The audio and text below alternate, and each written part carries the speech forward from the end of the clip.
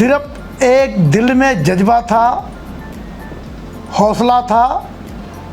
जिस लगन से हमने जिस सोच से शुरू किया, फर्स्ट डे की सेल हमारी सिर्फ 32 रुपये की थी। तो मेरा पहला आउटलेट है नेताजी सुभाष पैलेस का। 5-10 सिपाही भेजे, बोले रेडी और सारा सामान उठा के थाने ले आओ। सब कुछ ले गए थाने। हम डर के मारे थाने गए नहीं कि पता नहीं क्या करेगा, मारेगा, पीटेगा, बंद करेगा। दिल्ली में मेरी 16-17 आउटलेट है, कैटरिंग का काम है। जिंदगी कांटों का सफर है और हौसले इसकी पहचान है। जिंदगी कांटों का सफर है और हौसले इसकी पहचान है। रास्ते पर तो सभी चलते हैं, लेकिन जो खुद रास्ते बनाए वही सफल इंसान की पहचान है। नमस्कार, आप देख रहे हैं तेज तर्रार और मेरा नाम है आफरीन खान। एक ऐसे शख्स से आज आपको मिलवाएंगे जिसने सफलता की ऐसी कहानी रची है। जो मेहनत उन्होंने की है, जिस मेहनत के बाद आज जिस मुकाम पर वो हैं, आज उनसे आपको रूबरू करवाएंगे। BTW, बिट्टू टिक्की वाला, आपने सुना होगा, खाई भी होगी और बहुत से लोगों की फेवरेट भी होगी। आज उन्हीं के साथ हम मौजूद हैं। कैसे इसकी शुरुआत हुई थी, क्या कुछ उन्होंने सोचा था जब इसे शुरू किया था, ये सब कुछ हम जानने की कोशिश करेंगे। सर, मैं चाहूंगी कि जो नाम आपने इतनी मेहनत से बनाया है, वो नाम आप खुद जनता को बताएं। नमस्कार, मेरा नाम रमाकांत है। BTW, बिट्टू टिक्की वाला। स्टार्टिंग में यह बिट्टू टिक्की वाला था। कुछ दिनों के बाद हमने शॉर्टकट में इसको BTW कर दिया। पुराने लोग बिट्टू टिक्की वाले के नाम से ज़्यादा जानते हैं, यंग जनरेशन BTW के नाम से जानती है। ये शुरुआत हमने 1991 में किया था, लास्ट में।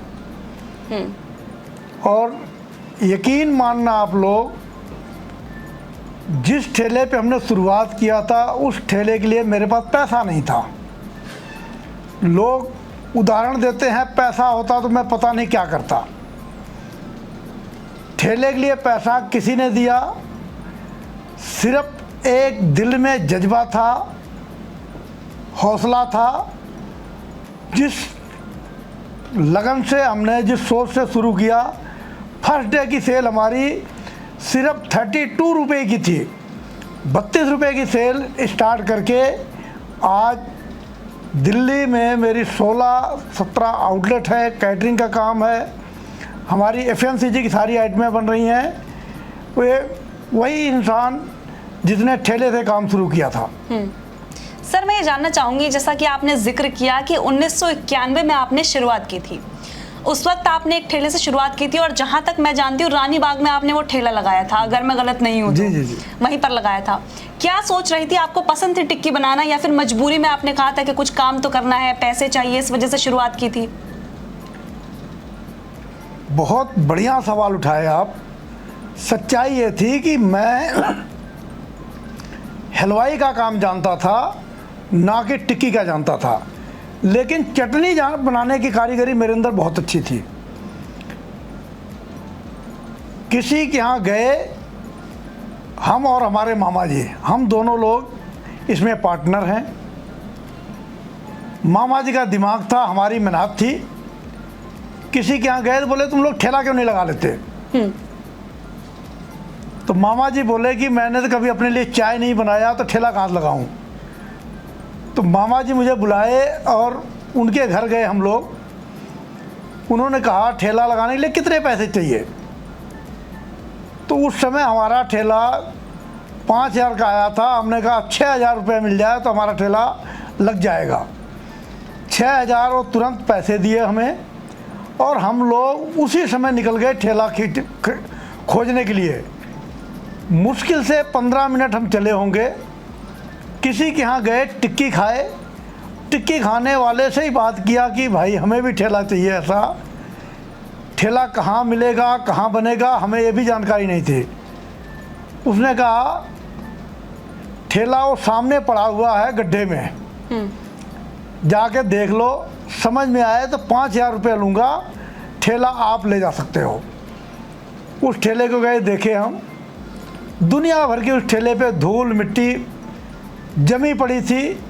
मैं गया, ठेला निकाला, ठेला निकाल के उस पर कपड़ा मारा, देखा ठेला तो नया है। वहाँ से ठेला लेके आए, जो पैसे दिए वही मुझे अपने घर में जगह भी दे दिए कि यहाँ पे तुम अपना ठेला खड़ा कर लो, एक कमरे में अपना आलू उबाल लो। तो स्टार्टिंग हमारी वहाँ से हुई। उनके घर में रह करके हम स्टार्टिंग के पहले 2-4 दिन हम लोग पहले पंजाबी बाग चौक पे जनरल स्टोर पे लगाए थे। वहाँ शाम को इतने शराबी इकट्ठे होते थे कि सब बदतमीज टाइप के, वहीं पीना खाना गाली गलौज करना। हमने कहा यहाँ का माहौल ठीक नहीं है। फिर हम उनके यहाँ गए, मैंने कहा ये जगह ठीक नहीं है। उन्होंने कहा रुक जा। फिर किसी को रानी बाग उन्होंने फ़ोन करके बोला कि 2 लड़के जा रहे हैं, इनको कहीं जगह दे देना। जब उनके यहाँ गए तो उन्होंने 5-7 जगह दिखा दिया, बोले ये भी मेरी जगह, ये भी मेरी जगह, ये भी जगह, जहाँ तुम्हारा दिल करे वहीं लगा लो। तो रानी बाग में हमने उनके जगह पे लगाए और वहाँ से हमारा स्टार्ट हुआ, जो फिर पीछे मुड़ के हमने नहीं देखा। अच्छा, आपकी उम्र क्या थी उस वक्त जब आपने शुरुआत की थी इसकी? कितने साल के रहे होंगे आप? 23 या 24 के। अच्छा, मतलब बहुत ही कम उम्र में आपने सोच ही लिया था कि कुछ बड़ा करना है, या फिर बस कर लिया था और फिर ऊपर वाले का साथ आपको मिल गया? ऊपर वाले का साथ मिला, जनता का साथ मिला, और सबसे बड़ी जो चीज़ थी, हमारे मामा जी की सोच बहुत बड़ी थी। वो पहले दिन से कहते थे कि काम कोई भी छोटा बड़ा नहीं होता है, सिर्फ तरीका छोटा बड़ा होता है। अगर तरीका छोटा काम भी बड़े तरीके से किया जाए तो बहुत ऊपर तक जाता है। तो वो मामा जी का जो सोच थी वो करके दिखाए। तो क्या ऐसा कह सकते हैं कि आपकी सफलता के पीछे आपके मामा जी का हाथ है? इस चीज़ को बिल्कुल कह सकते हैं कि अच्छा, जब आपने शुरुआत की थी तो उस समय कितने रुपए प्राइस हुआ करता था टिक्की का? कोई विश्वास ही नहीं करेगा। आप बताइए, हम करेंगे विश्वास। 2 रुपया पीस, 2 रुपये की टिक्की बेचा हमने। अच्छा, और अभी कितने की बिकती है वही टिक्की? अब तो एक्चुअल में मैं भी नहीं बता पाऊंगा, लेकिन 70-80 रुपये से कम नहीं होगी। जो 2 रुपये वाली टिक्की थी आज के डेट में 80 रुपये की है। उस समय 2 रुपये की पीस थी, फिर हमने कुछ दिन के बाद 5 रुपया प्लेट कर दिया था, सिंगल 3 की कर दिया था। अच्छा, तो स्टार्टिंग हमारी 2 रुपये की टिक्की से हुई है। अच्छा, जब मैं आपके पास आ रही थी ना, मुझे एक सवाल में बड़ी क्यूरियोसिटी हो रही थी। जब आपने शुरुआत की तो रेसिपी आपने खुद बनाई थी? हाँ, रेसिपी हमारी थी। तो अभी जैसे लोग बनाते तो क्या आप जाके कभी सिखाते, देखो भाई नहीं नमक ऐसे चाहिए, मिर्ची ऐसे चाहिए, चटनी ऐसे चाहिए, कभी बताया आपने जाके ऐसे? मेरी फैक्ट्री से जो भी माल निकलता आज भी मेरी रेसिपी है। अच्छा, हर चीज़ की। अभी आपके बैठे बैठे यहाँ सारी चीज़ें आएगी, या मैं खुद जाके चेक करता हूँ। अच्छा, अगर मेरी लैब फेल कर दी तो मैं अपनी जो लैब हमने बना रखी है, जिसको सरकार मानती है, उन लैब को मैं कांटा मार देता हूँ। अच्छा, आज भी मैं अगर मेरी जुबान फेल कर दी तो मैं लैब की बात नहीं मानता। तो मैं इसलिए पहले लैब से पूछता हूँ कि क्या है। लैब ओके करती है तो मैं अपने आप बताता हूँ हाँ इसमें ये कमी है। अच्छा, जैसे बहुत से लोग होते हैं कह देते हैं अरे हम करना तो बहुत कुछ चाहते लेकिन पैसे ही नहीं हमारे पास, कोई मदद ही नहीं कर रहा, कोई सोर्स ही नहीं हमारे पास, कोई पहचान ही नहीं हमारे पास, किसी से अच्छी खासी जान पहचान होती तो हम कुछ कर लेते ज़िंदगी में। ऐसे लोगों के लिए क्या कहना चाहेंगे आप? क्या वाकई में ये सब चीज़ें मायने रखती हैं जब आपके अंदर एक हौसला होता है कुछ पाने का? तो ऐसे लोगों के लिए मैं यही कहूँगा कि पहली बात अपने मन के अंदर से डर हटाएं। ये मन का डर जो है सबसे बड़ा डर होता है, इंसान को ये कभी आगे नहीं बढ़ने देता। आप पहले सोचो कि मुझे ये करना है, जब आप करने लग जाओगे तो आपको जान पहचानी बन जाएगी, हेल्प भी मिल जाएगी, सारा ज़माना आपके साथ हो जाएगा। लेकिन सबसे पहले कदम आपको बढ़ाना पड़ेगा। आप पहले सोचो कोई मदद कर दे तो मेरे समझ से कोई भी नहीं करेगा। आप स्टार्ट करो, कदम बढ़ाओ, आपके साथ कारवां चलेगा। अच्छा, जब आपने शुरुआत की थी, जैसा कि आपने खुद बताया, एक ठेले से, एक रेडी से आपने शुरुआत की थी और उसके बाद आज 17-18 आउटलेट्स आपके हैं, कभी सोचा था आप इतनी जल्दी इतना बड़ा सफ़र तय कर लेंगे? बिल्कुल नहीं सोचा था, लेकिन मैं अभी भी कहूँगा कि मैंने कहीं न कहीं अपनी कमी किया है। आज मुझे इससे 4 गुना आगे होना चाहिए था। कहीं न कहीं मेरी लापरवाही रही है, कमी रही है। आज मैं जहाँ हूँ इससे 4 गुना आगे मुझे होना चाहिए था। आज मेरे पास 700-800 लोग हैं, मेरे पास 2-2.5 हज़ार लोग होते तो शायद मुझे और अच्छा लगता कि मैं 2-2.5 हज़ार को अपने साथ जोड़ रखा हूँ। मुझे इस चीज़ की कमी लगती महसूस है कि मैं कम लोगों को अपने साथ जोड़ पाया। अच्छा, जैसे आपने कहा कि आपकी जो पहली सेल रही थी वो 32 रुपए थी जी। अभी जहां तक मेरा अंदाजा है नेटवर्थ आपकी 1 करोड़ रुपए है, फिर भी आपको ऐसा लगता है कि अभी और होना चाहिए था, और होना चाहिए था? ऐसा क्या, मतलब इसके पीछे क्या रीजन है? रीजन तो यही है कि जो आज का दौर है, हाँ। जमाना बड़ी तेजी से भाग रहा है। अगर जमाने के साथ कदम मिला के कदम जो नहीं चलेगा वो बहुत पीछे होता जाएगा। ये कोई सोचे कि जमाना आगे चला है और मैं जिस हिसाब से चल रहा हूँ मैं चलता रहूँगा, वो चलता नहीं रहता, वो बैग होता चला जाता है और कुछ दिन के बाद फिर वो कोशिश भी नहीं कर पाता, वो फिर कदम से कदम नहीं मिला सकता। अच्छा, एक सवाल और मेरे दिमाग में आ रहा है। जब मैंने आपसे आपका नाम पूछा, आपका नाम बिट्टू तो है नहीं, फिर ये बिट्टू टिक्की वाले का कॉन्सेप्ट कहाँ से आया दिमाग में आपके? ये जो हमने रेडी लिया था, हाँ जी, उस रेडी पे बिट्टू टिक्की लिखा था बिट्टू राजा की टिक्की। अच्छा। तो मामा जी ने उसको राजा कटवा दिया, बिट्टू की टिक्की करवा दिया। तो ये जो नाम मिला है मुझे तो गॉड गिफ्ट मिला है। और मैं 85 से गुरुद्वारे में जाता हूँ, रकाबगंज साहब में गुरुद्वारे 85 से मैं जाता हूँ और आज भी जाता हूँ। मेरा वहाँ से बड़ा लगाव है और मैं कहूँगा मुझे दिया हुआ सब कुछ वहीं का है। तो जिसके साथ मैं गया था उसका नाम बिट्टू था। कुछ दिन के बाद वो गुरुद्वारे जाना बंद कर दिया और लोग मुझे बिट्टू कह के, काम शुरू करने से पहले 85 में ही मुझे नाम बिट्टू मिल गया था। अच्छा। जबकि हमारे मदर फादर ये नाम नहीं रखे थे और किसी ने नहीं रखा था, मुझे नाम ये गुरुद्वारे में मिला हुआ। बिट्टू गुरुद्वारे में कहते थे और बिट्टू मुझे रेडी पे भी लिखा हुआ मिल गया। अच्छा, फिर आपको लगा ये आपका लकी नाम साबित हो सकता है? नहीं हो सकता, नहीं हुआ, हो गया है, अब तो खैर हो गया। उस वक्त आपको लगा होगा ऐसा? हाँ जी, क्योंकि वो नाम मुझे गुरुद्वारे मिला था और वही नाम मुझे रेडी पे बाबा ने दे दिया। अच्छा, आपने इतने सालों का सफर तय किया है, जब आपने शुरुआत की थी कितने लोग आपके साथ थे? स्टार्टिंग में हम 2 लोग थे। कौन कौन? मामा और मैं। आप दोनों बनाया करते थे? मैं बनाता था, मामा जी को इसके बारे में नॉलेज नहीं थी। मामा जी जो प्लेट होता था उसको उठा के रखते थे, जबकि वो डबल एमए पास हैं। अच्छा। लेकिन उन्होंने उस काम को भी इतने लगन से किया, इतने लगन से किया, जब वो प्लेट भी साफ करते थे तो कहते थे कि जिस काम को करो पूरे दिल से करो। फिर उसके बाद एक एक करके जुड़ते गए। तो रेडी पे भी हमारे पास 20-25 लोग थे और रेडी पे हमारे यहाँ गार्ड लगाना पड़ गया था, लाइन लगवाते थे, ग्राहक को धूप में खड़े करते थे और कहते थे जी लाइन से आओ। अच्छा, ये कौन सा सन की बात है? ये 98 में गुरुद्वारे के सामने हम 96 में चले गए थे।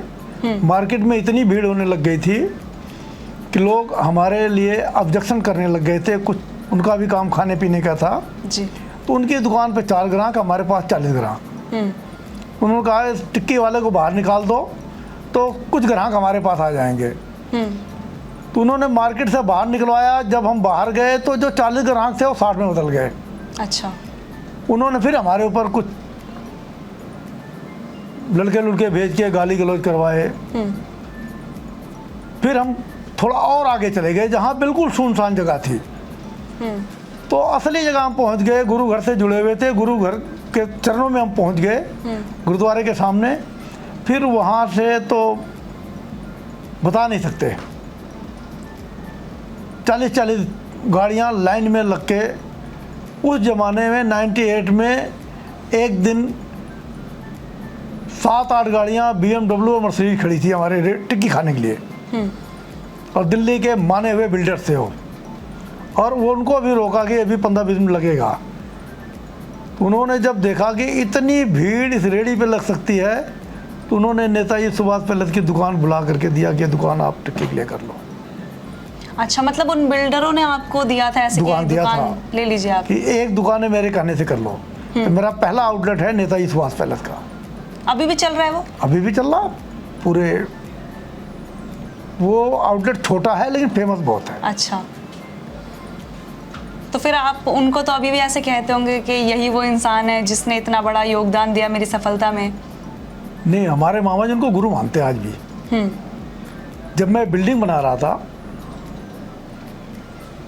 तो मैं पैसे दे चुका था राठी सरिया वालों को। मामा जी उनके यहाँ गए, बोले कि मैं फैक्ट्री बना रहा हूँ। उन्होंने एक ही सवाल किया कि सरिया कौन सा लगा रहे हो? बोले मुझे तो पता नहीं, और भांजे को पता है, वही मंगाता सामान। मैं इन सब चीज़ों से दूर रहता हूँ। कह रहे पूछो। रात को 12 बजे उनका फ़ोन आया कि सरिया कौन से लगाओगे? मैंने कहा जी राठी वाले का ऑर्डर दे दिया। बोले नहीं, सरिया सिर्फ टाटा लगेगी। मैंने कहा पैसे जा चुके हैं 60 लाख। बोले मुझे छोड़ना मंजूर है लेकिन राठी नहीं लगेगी, टाटा लगेगी। इन्होंने बंसल साहब ने कह दिया। तो उनको इतना मानते हैं।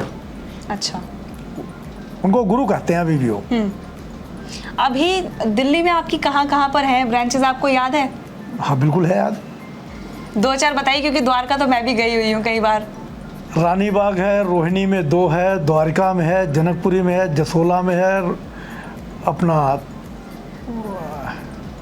ये अभी हमने नोएडा में खोला है, ये नरेला में है, सोनीपत में है, फरीदाबाद में है, गुड़गांव में है और कीर्ति नगर में है। अभी कहाँ कहाँ प्लान है? एनसीआर के आगे भी जाने का प्लान है आपका? मेरे 5 आउटलेट और आ रहे हैं। वो दिवाली से पहले पहले 5 ओपन हो जाएंगे। पहला आउटलेट हमने थोड़ा दूर बनाया है, चंडीगढ़ के आगे खरड़ा है। वो पूरी नीचे से लेकर ऊपर तक बिल्डिंग सिर्फ BTW के नाम से बन रही है। करनाल में बन रही है, बड़ौद में बन रही है, मानेसर में बन रही है और अभी 4 दिन पहले हमने नोएडा में ओपनिंग किया है एक आउटलेट का। एक सवाल और मेरा यहाँ पर ये होगा, जैसे कि आपने जिक्र किया कि आपने एक रेडी से शुरुआत की थी। बहुत से लोग जिंदगी में कुछ करना चाहते हैं लेकिन इस डर से कि भाई अगर इतना छोटा सा काम करूंगा तो लोग क्या कहेंगे, मेरा तो मजाक बन जाएगा, बेइज्जती हो जाएगी कि इतना पढ़ लिख कर रेडी लगा रहा है, ये कर रहा है, वो कर रहा है। ऐसे लोगों का हौसला बढ़ाने के लिए क्या आपके पास कुछ ऐसी लाइन्स हैं? क्योंकि आप उस दौर से गुजरकर आज जहाँ बैठे हैं बहुत बड़ी बात है। मेरे समझ से वो लोग पढ़े लिखे हैं और मुझसे ज़्यादा जानते होंगे। पूरे वर्ल्ड में जो बहुत टॉप किए हैं शायद उन्होंने शुरुआत बहुत छोटे से किया होगा। मैं नहीं, मुझे नहीं नॉलेज इतनी, लेकिन मैं हमेशा MDH वालों के साथ बैठता था। MDH वाले मसाले की शुरुआत घर में खल से किए थे, जिसको हम खल और इमाम दस्ता बोलते हैं। बहुत छोटे से शुरुआत पाकिस्तान में वो किए थे। पाकिस्तान से जब छोड़े तो दिल्ली में आके टांगा चलाए और चांदी चौक में टांगा चलाते थे। तो उनको हुनर था इस चीज़ का, मसाला बनाने का। टांगे से कुछ पैसे इकट्ठा किए तो फिर मसाला काम शुरू किए बहुत छोटे लेवल से। तो मेरा बहुत ज़्यादा उठना बैठना था MDH वालों के साथ, महाशय जी के। तो वो अपने बगल में बैठाते थे, ऐसा सोफ़ा होता था, सोफ़े पे बैठाने के बाद 2-2.5 घंटा मुझे उठने ही नहीं देते थे। उस दौरान जितने भी आते थे कहते थे ये मेरा भाई, ये रेडी वाला, मैं टांगे वाला। अगर 10, 20, 50 आते थे तो 50 के साथ इंट्रोडक्शन ऐसे देते थे कि ये मेरा भाई है, ये रेडी वाला है, मैं टांगे वाला हूँ। तो काम कभी भी किसी काम को छोटा नहीं समझना चाहिए। आप उसको खुशी मन से करो, वो काम आपको बड़ा करेगा और पहचान बनाएगा। मैं 70 रुपए की नौकरी कर रखा था। किस चीज़ में? सबसे पहले मैं चाय की दुकान पे जूठे चाय के गिलास धोया था। 70 रुपए से स्टार्ट करके मैं बहुत सैलरी तो नहीं लिया, लेकिन दिया बहुत ज़्यादा लोगों को। और जिसके यहाँ मैंने काम किया था और जितना मुझे 2-3 साल में दिया उसका 10 गुना मल्टीप्लस करके मैंने उसको वापस दे दिया था। उसको कोई ज़रूरत पड़ी पैसे की जी, और वो आया मेरे पास उसने जितना मुझे 2-3 साल में दिया था, मैंने 10-20 गुना ज़्यादा बढ़ा करके उसको मैंने दे दिया। मैं कहा ले जाओ। अच्छा, जब आप शुरुआत कर रहे थे तो ऐसा नहीं होता, रिश्तेदार होते हैं या आसपास के लोग होते हैं, कहते हैं क्या फ़ायदा हुआ, इतना पढ़ाया लिखाया बच्चे को, या इतना पढ़ लिख कर भी ये ऐसे काम कर रहा है। कुछ ऐसे लोग मिले थे जो आपको ऐसे डिमोटिवेट करते हैं उस टाइम पर, फिर जब आप कामयाब हुए, फिर जाकर आपने बोला, देखिए मैं वही लड़का हूँ जिसको आपने आकर ऐसा सुनाया था, ऐसा हुआ कभी आपके साथ? मेरे समझ से कभी नहीं, कोई एक आधा दिन जाता होगा जो ये सुनने को नहीं मिलता था। जब तक आप सक्सेस नहीं रहेंगे तब तक इन सब चीज़ों की परवाह मत करो। दुनिया क्या कहती है इस पे बिल्कुल मत सोचो। जिस दिन ये सोचना शुरू कर दोगे अपने कामयाबी में पीछे रह जाओगे। सिर्फ अपना मकसद रखो कामयाबी का, जो कर रहे हो उसको करते जाओ करते जाओ। जब करोगे तो ज़रूर हारोगे, ज़रूर गिरोगे। आप अपने बार बार मन को मजबूत रखो, हौसला बुलंद रखो, कामयाबी एक दिन ज़रूर मिलेगी। कोई दुनिया में रोक नहीं सकता। जिस दिन आप इस मन से काम शुरू करोगे, जितने भगवान देवी देवता या यार दोस्त हैं सब तुम्हारे साथ खड़े रहेंगे। अच्छा, कोई ऐसा किस्सा है जो आपका इतने सालों में हुआ हो, बहुत ही मज़ेदार सा कोई किस्सा रहा हो, इतने साल आपने स्पेंड किए इस लाइन में, कभी बाहर कुछ ऐसा मिला हो, या कुछ भी कोई अच्छा सा किस्सा आप शेयर करना चाहें दर्शकों के साथ? किस्से तो रोज ही हो जाते थे। सबसे फनी वाला सुनना चाहेंगे हम।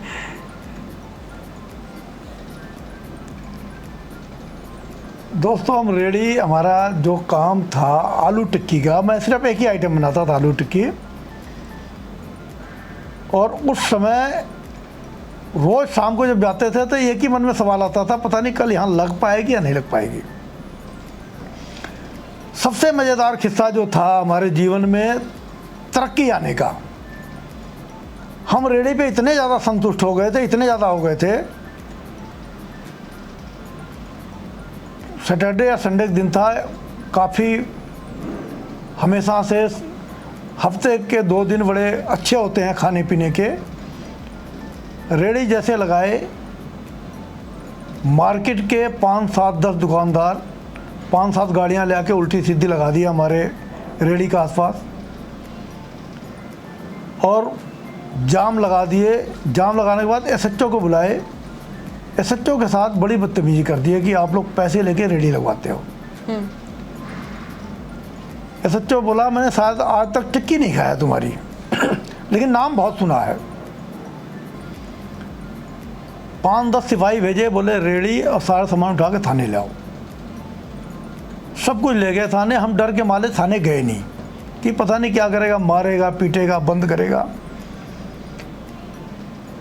उसके लिए लोगों से थोड़ी जान पहचान थी।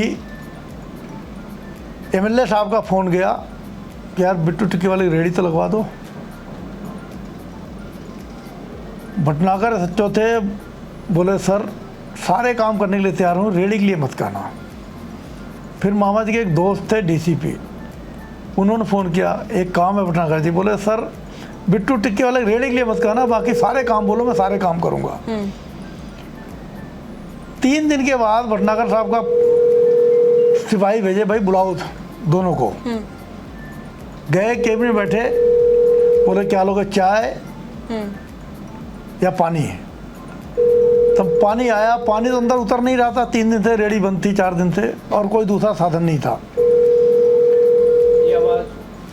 तो उन्होंने बड़े प्यार से बोले, भाई मेरी ज़्यादा औकात तो नहीं है, 6 महीने की दुकान का भाड़ा मैं दूंगा, कहीं तुम दुकान में चले जाओ, तुम्हारे प्रोडक्ट में इतनी दम है, इतनी दम है, आज तक किसी काम के लिए इतना फ़ोन नहीं आया किसी का, तुम्हारे हेल्प के लिए इतने लोग खड़े हैं, इसका मतलब तुम मार्केट में लोग तुम्हें चाहते हैं। उसके बाद जब उन्होंने कहा कि मैं 6 महीने का किराया दूंगा, तो जिसकी जगह में हम अपना वर्कशॉप बना रखे थे, बोले 6 महीने किराया भाई मैं भी छोड़ सकता हूँ, अगर सच्चो छोड़ सकते हैं तो। बोले मैं भी 6 महीने किराया नहीं लूँगा, तुम अपनी रेडी वहाँ हटाओ, इस जगह पे लगाओ। उस जगह पे लगाए तो एसएचओ खुद देखने आए, कह रहे हैं आप मेहनत करो, थोड़ा प्रचार करो, ग्राहक यहाँ भी आएगा। तो सबके मुंह पे सरस्वती बैठी हुई थी। सबसे ज़्यादा काम हमारा, जब हम उस जगह पे आए तो उस समय से फिर हम टिक्की के साथ में बल्ले, बल्ले के साथ में पाव भाजी, पाव भाजी के साथ में डोसा, सारी आइटमें, करीब 40-50 फुट की हमारी दुकान हो गई उस समय। जितनी जगह खाली थी सब में बोले इसमें भी कर लो, इसमें भी कर लो। तो वो सब चीज़ें आप खुद ही बनाते थे? बनाता था, बनवाता था, लोगों को बताता था।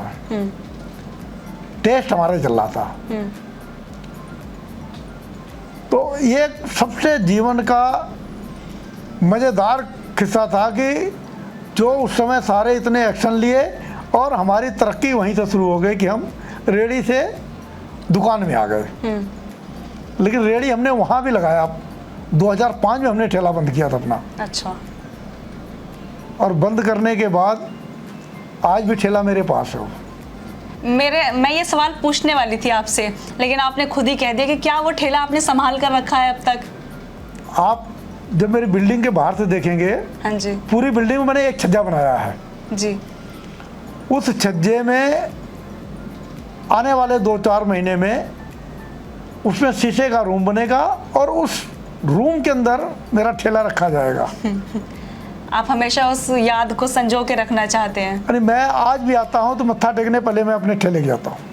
अच्छा, कहाँ पर है अभी आपका ठेला? जहाँ बैठे हैं इसी के ऊपर वाले फ्लोर पे। इसी के ऊपर है। पहले आप मत्था टेकते हैं फिर आप शुरू करते हैं काम? हाँ जी।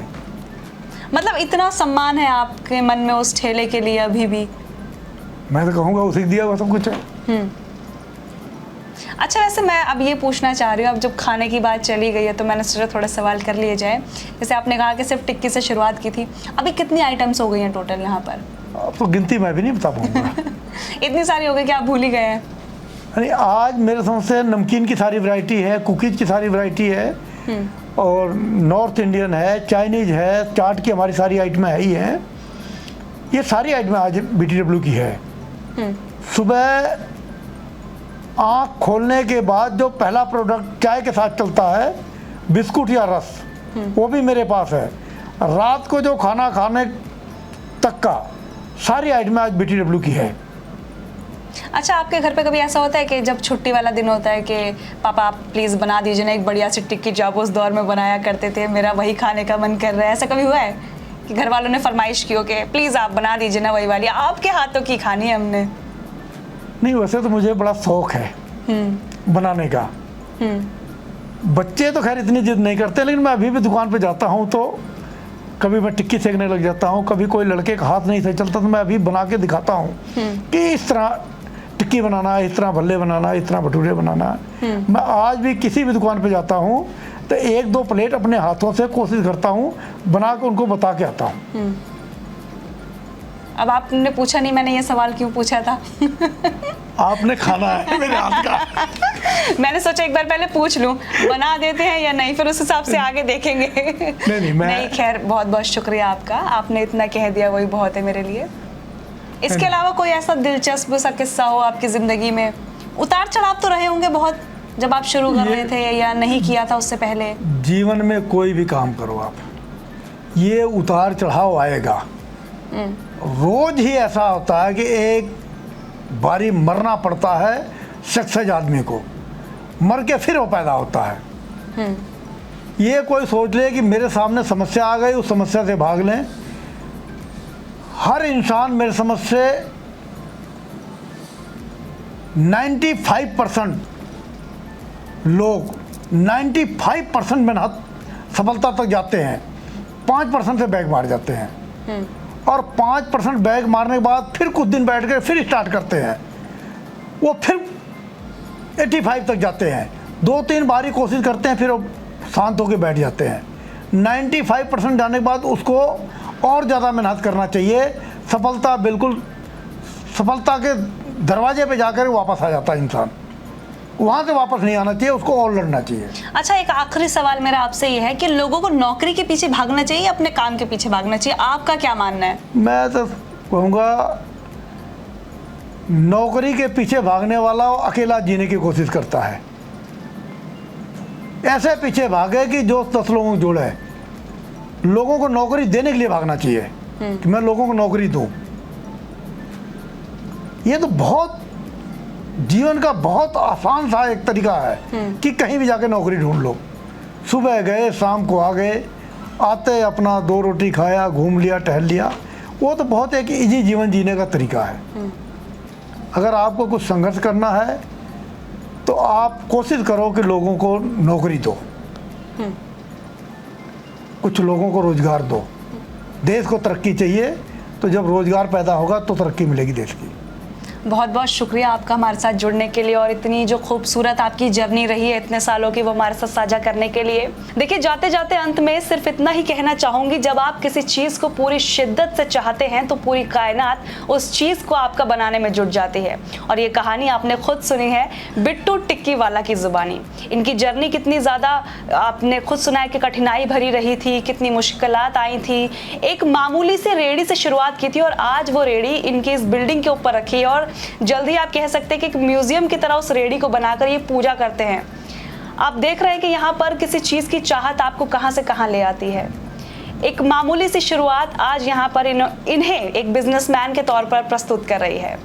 अब आप मुझे बताइएगा कि क्या आपके मन में कोई ऐसा सपना है जिसे आप पूरा करना चाहते हैं, लेकिन लोग आपको डिमोटिवेट करते हैं और उसकी वजह से आप उस सपने तक नहीं पहुंच पाए थे।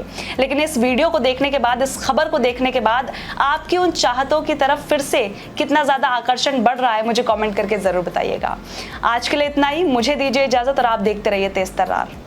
अगर आपको हमारी ये वीडियो पसंद आई हो तो इसे लाइक एंड शेयर करना बिल्कुल भी ना भूलें। इसके साथ ही हमारे चैनल तेज तर्रार को जरूर सब्सक्राइब करें और हाँ, बेल आइकन को दबाना बिल्कुल भी मत भूलिएगा, जिससे दिल्ली से जुड़ी तमाम खबरों की नोटिफिकेशन सबसे पहले आप तक पहुंचे।